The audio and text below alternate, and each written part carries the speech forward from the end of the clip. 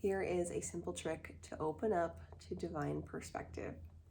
So when asking for divine perspective, meditation, prayer, talking to God or source, however you view that, how can we be open to receiving? My personal experience and opinion is that the divine is offering us so much good, so many good things, and we are in our own way by not understanding and comprehending, which is normal. That's human experience, that we don't have the divine perspective on everything. We don't know and see the way that God does.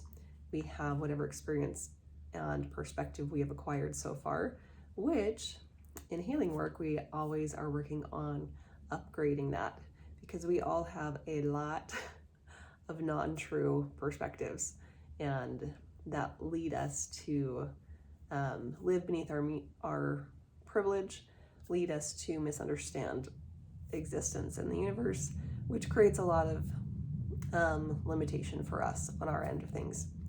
So that's why I love healing work. So if you'd ever like support with that, you can come over to Release and Rise Healing for group activities, for resources, or personal sessions. Okay, so we don't see everything that God sees. And so whatever perspective we're working with is not complete, which is why I love to always ask for the divine perspective. And anyone who's a praying person, that's what we're doing during prayer as well. And to be open to hear it.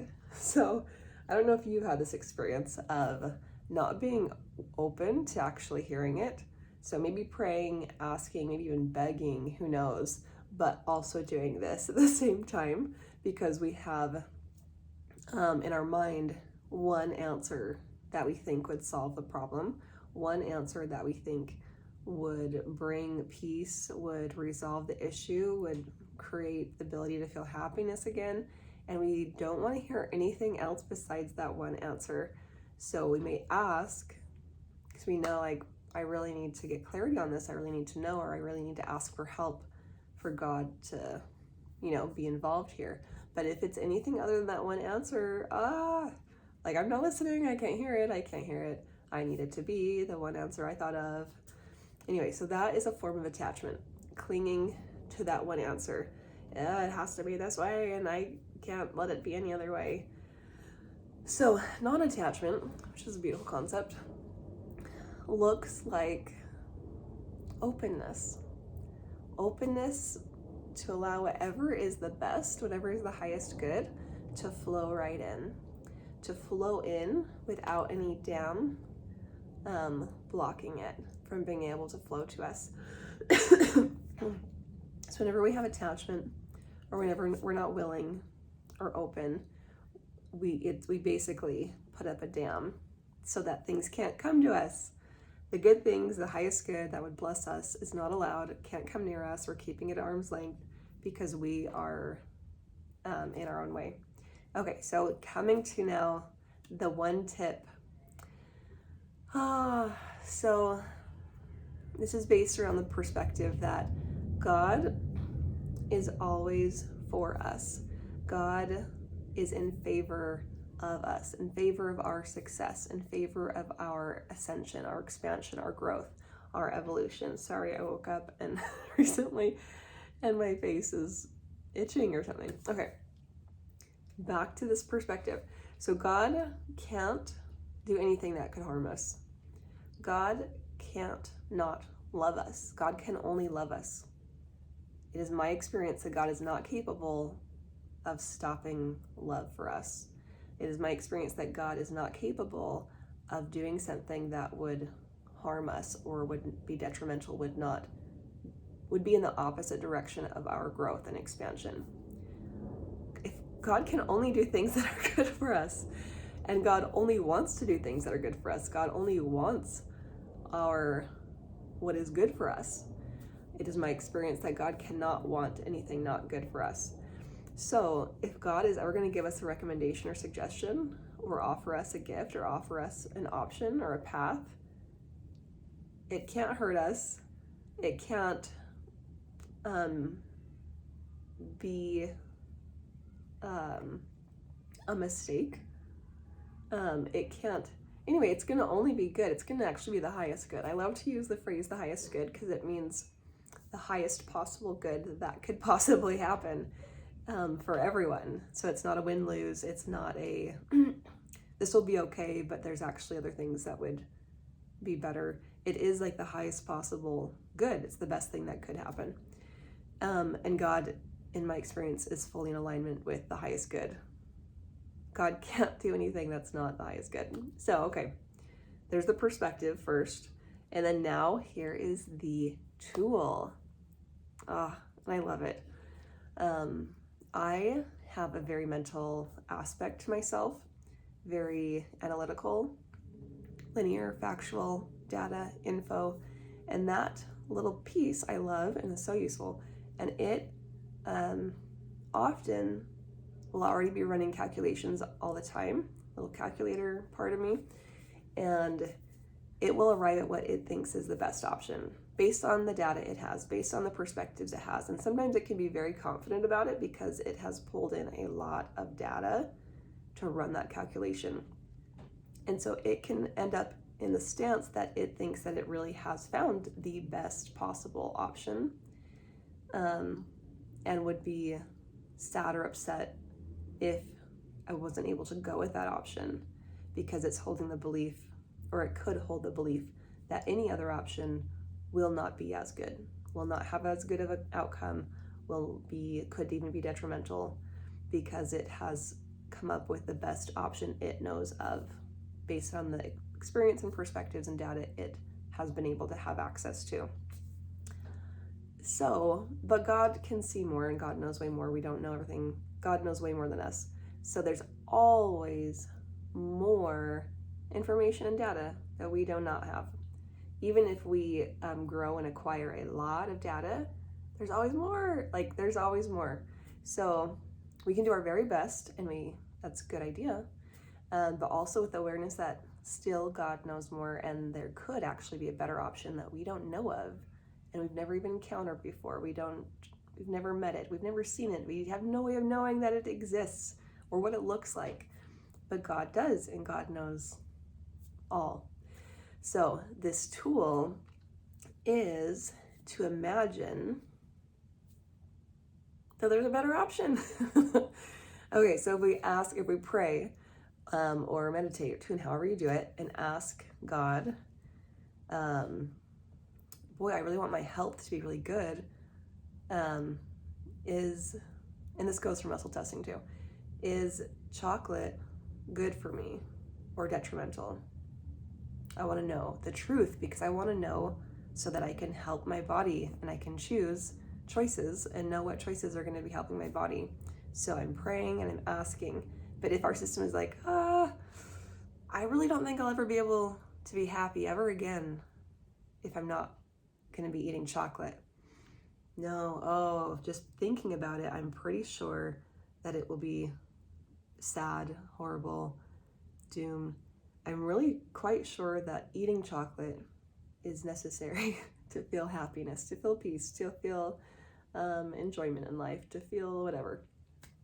So if our system has a belief when it's praying, then it's not fully open to totally open to either way. Whatever is the truth, I want to know that, because it's going to produce the best possible outcome.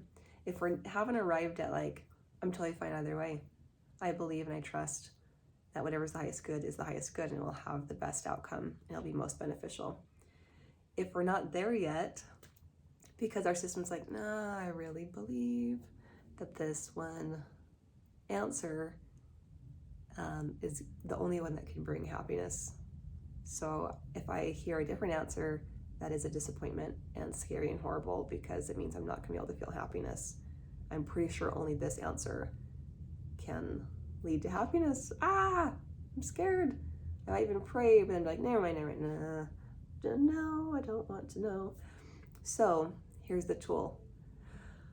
To basically invert it, to flip it, and imagine, what if there's another answer that's even better?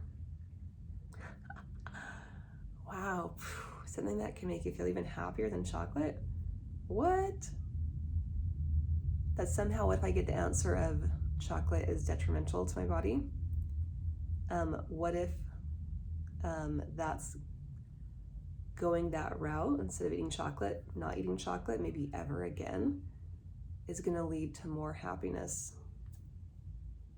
Yeah, like what if, so I thought this answer was going to lead to the most happiness. What if the answer, no, it's not good for you?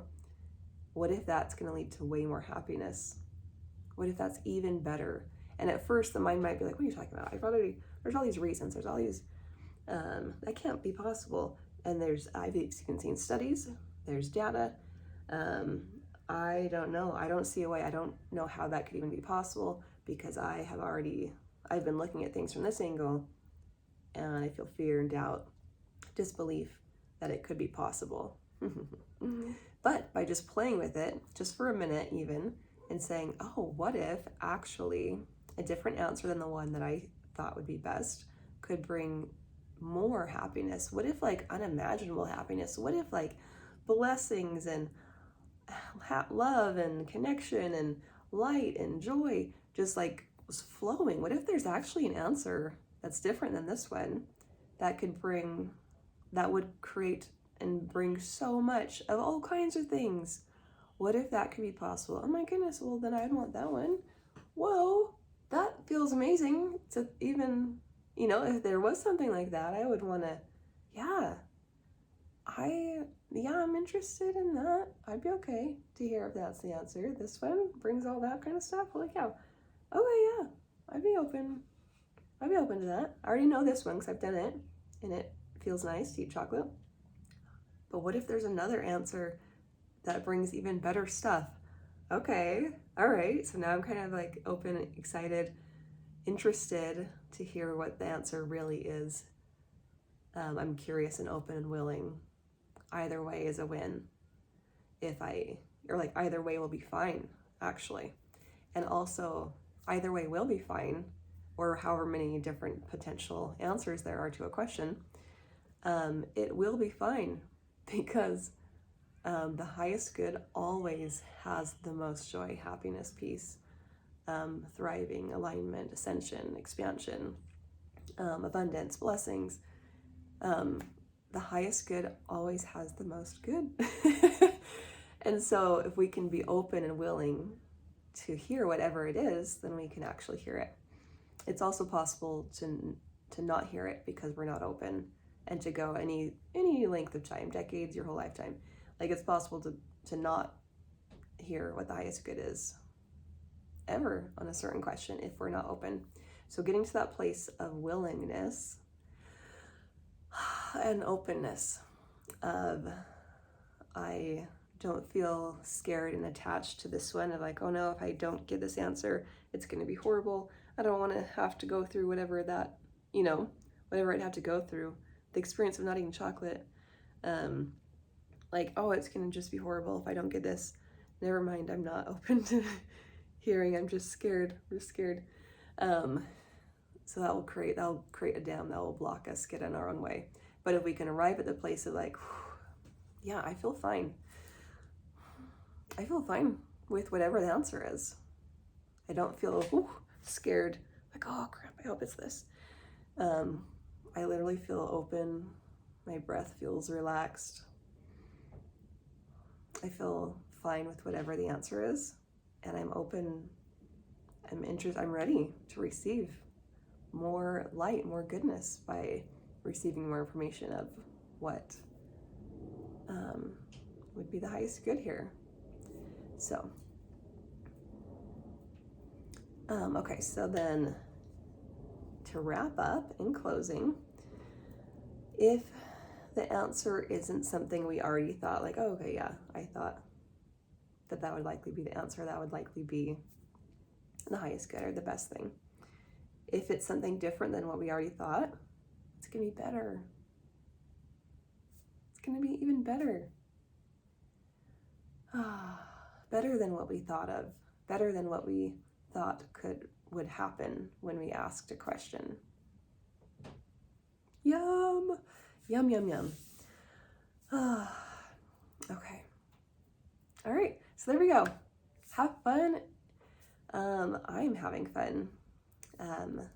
unplugging my ears from certain questions that had previously felt scary to answer or to get an answer to.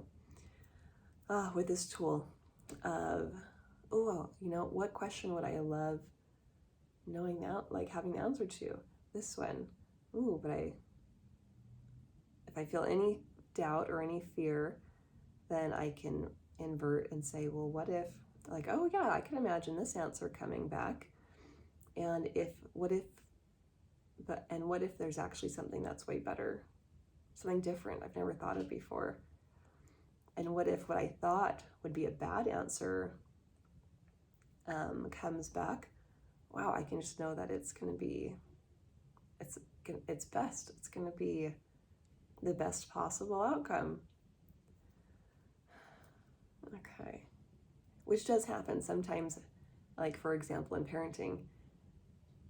I don't have kids yet, but very observant and from other people's experience and just other relationships. Sometimes in parenting, the answer of what should I do for this child who's having a tantrum, sometimes the answer is remind them of the rules we've all agreed to, that we go to bed at this time. I'm sorry that you're feeling these feelings.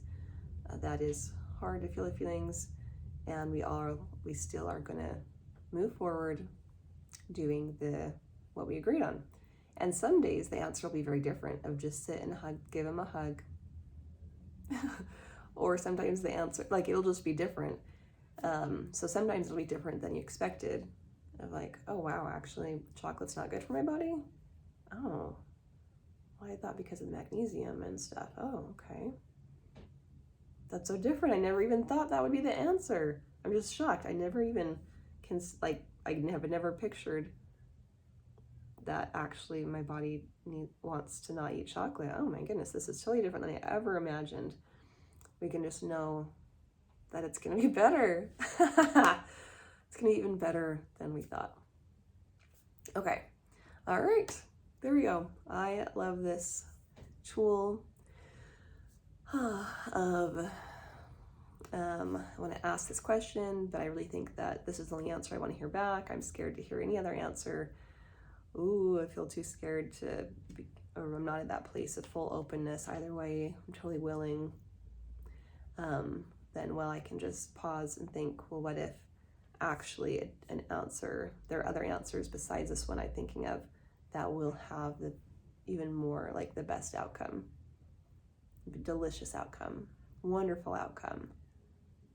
Wow, okay. All right, now I'm open and ready to receive whatever is best.